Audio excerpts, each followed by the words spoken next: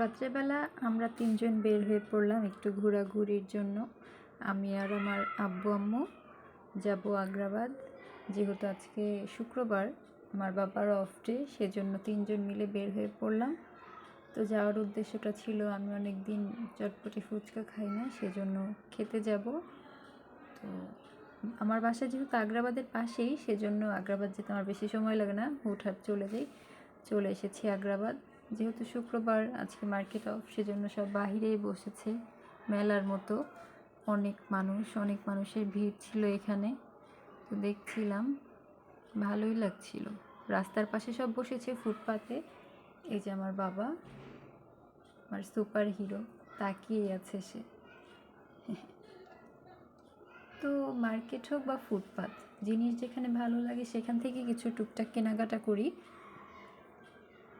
এমন না যে শপিং মল থেকে নিতে হবে, ব্র্যান্ড থেকে নিতে হবে।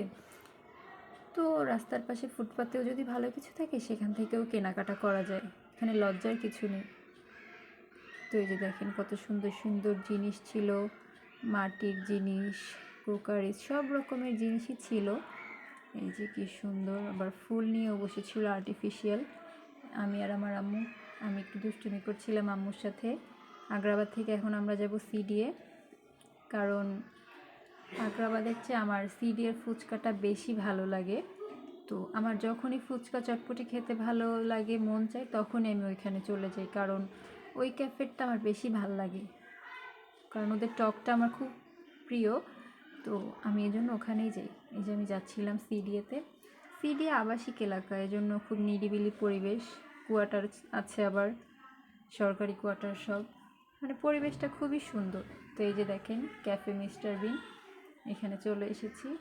এখানকার চটপটি ফুচকাটা খুব মজা। আমি আর আমার আম্মু বসে পড়েছি। এই যে আমার মা, কি সুন্দর চটপটিটা দেখতে, যতটা সুন্দর তার চেয়ে বেশি খেতে মজা। টকটা জাস্ট ওয়াও।